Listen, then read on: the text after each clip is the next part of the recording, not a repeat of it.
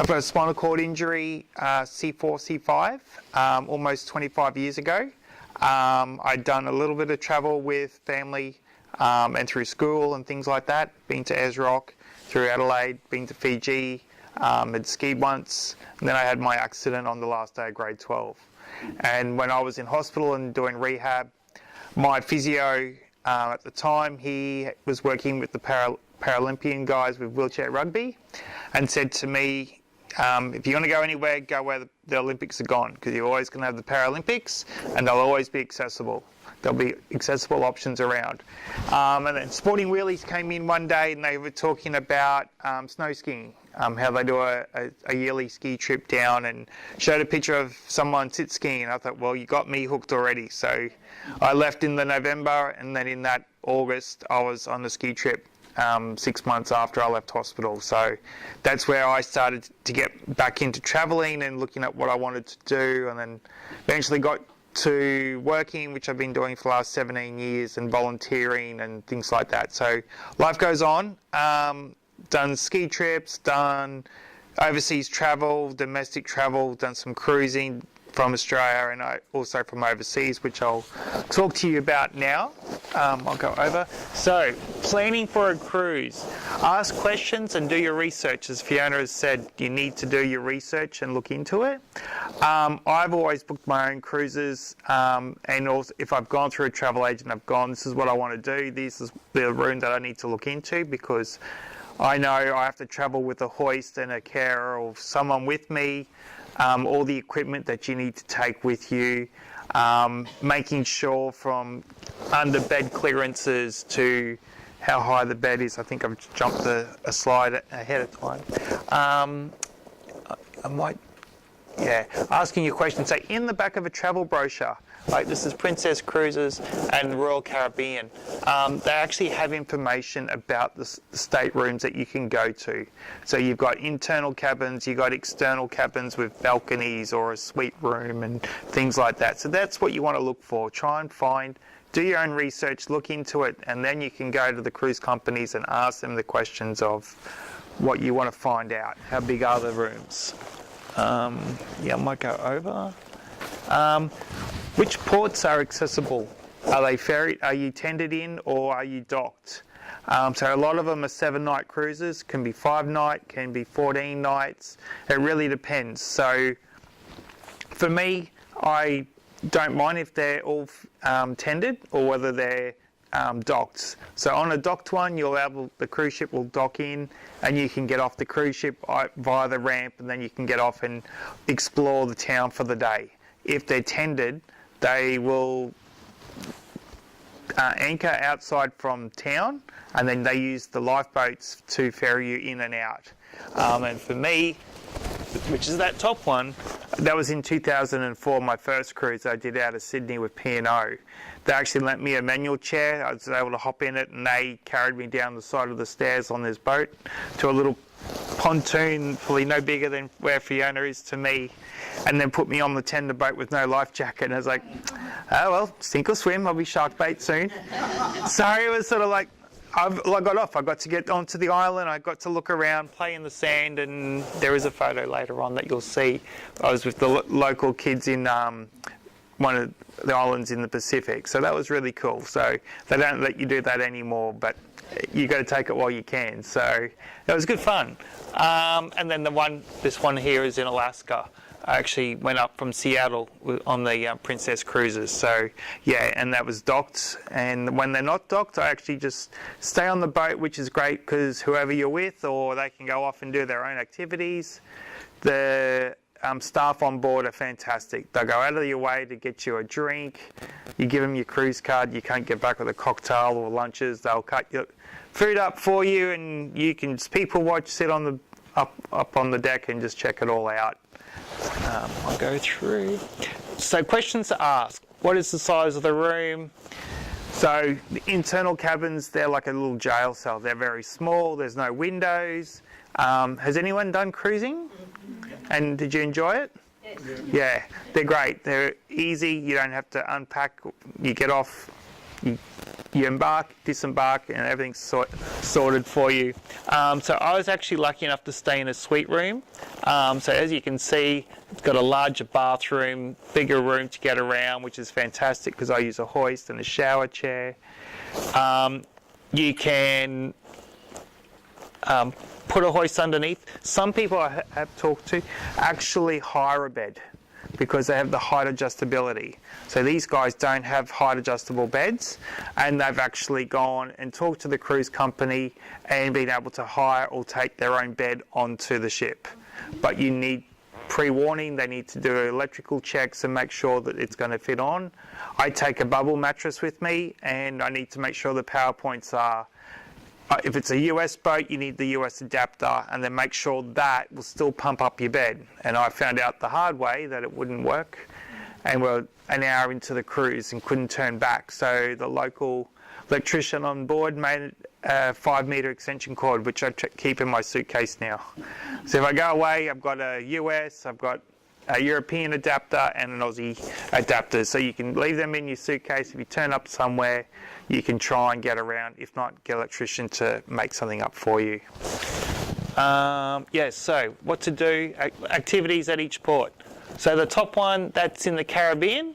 We had a massive pool party because I couldn't get to any of the daily activities because the chartered activities weren't accessible. And if they were accessible, the US wouldn't lift me in and out of the little tram that I wanted to go on to do a tour of the town. So we decided to go to a pool party and drink all day and have a bit of fun and live it up in the Caribbean. The bottom left one is down in Vanuatu.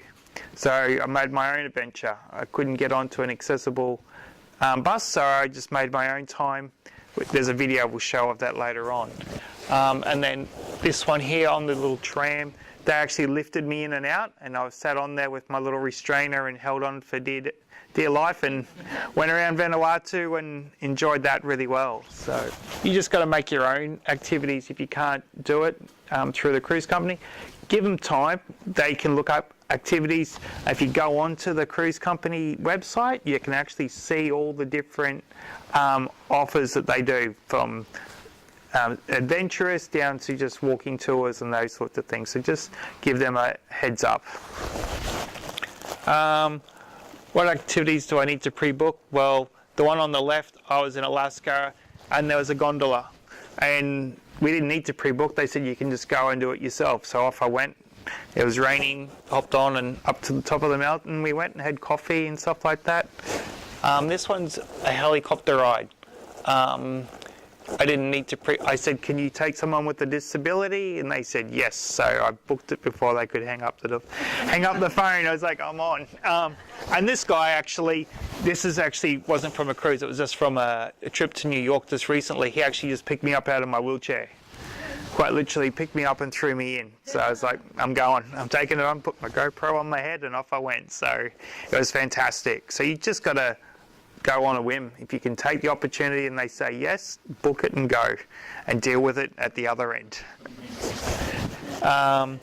Things to remember. You can take your medical equipment. You can take as much as you like onto a cruise ship because it's a floating hotel. And if you're travelling from Brisbane and you're going out from dockside there, load up the maxi, hop in and take it all fully assembled. You don't need to pull it apart. Just make sure you label what is breakable. If it's something that's going to be breakable, take it with you. I've got a picture over here we can have a look at after how I label my power chair, how I need it to be pushed if I'm not in it. I leave that on my chair. Little things we can have a chat after. And that's my hoist. So when you do travel and you need to have it folded up, I actually got a travel bag which you can see, and I'll hook onto the back of my chair and I can drag it through the airport with my 6 other bits of luggage that I have to carry around. And just give plenty of notice and chat to the booking agency or to Fiona or whoever you're dealing with, or through the cruise company directly, and get email proof. If you talk to them via email, keep that on you, and when you check into the cruise line, you have documentation of, yes, I have an accessible room, I have this, and then when you get there and it's not the way you need it, you say to them, this is what I booked, how can you fix it for me? And they'll go out of their way to assist you to get you on there, because they got you for 7 nights or 10 nights or whatever you're doing. Yeah. Travel insurance is highly recommended. Always take that with you. Let them know your disability, and yes, you may have to pay a premium, but you will be covered to an extent. Everyone's injury is different, but I always take insurance, and it may cost a little bit more, but at least you know you're covered. Take extra medication. Take a letter from your doctor. Incontinence products, I always plan for another week or 2 in case something happens. If I get injured or unwell, the cruise ship takes a few days longer to come back, because how are you going to get medication or drainage bags and those things to you? So you need to keep that in mind. You might need an extra bag, but it's well worth it in the end. Just prepare for the worst and expect the best. And it can cover different options. Yeah. And things to remember: enjoy yourself, have fun. That's what you're going away for, and enjoy it. That picture on the left, I saw the movie Me Before You. I'm not sure if anyone has seen that one. He's a high-level quadriplegic, and he sits on a deck chair. And now I thought, I'm going to go do that. So on my holiday, I had a year of bad pressure marks and things like that, and I thought, oh, this is going to be risky. I thought, stuff it, I'm going to do it. So we got my carer, she laid down. It sort of felt like I was on my own adjustable bed at home. I got my cushion, we've stuck it on there. I met a couple of guys that were on the cruise. I said, guys, this is what I want to do. Can you guys help me? They said, yeah, no worries. So they picked me up. I laid down, had a cocktail, and at the end of the night, I shouted them a couple of drinks as a thank you, and it was a great afternoon. No skin issues, whatever. So it was just really good. So it was just good to lie on the back of the deck for half an hour overlooking the Pacific Ocean. So it was just unreal. And that's me in Vanuatu having a drink with one of the locals at the pub, having fun while my friend went scuba diving. So I was just by myself, made my own way back into town. And the next one, yep, we'll play this.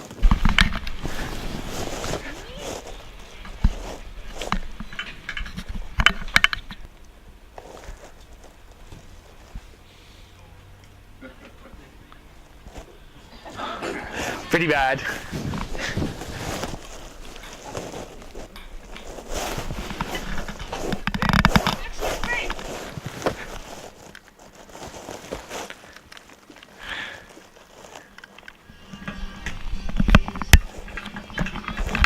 She was a bit stressed out that I might get hit by a car or stuck.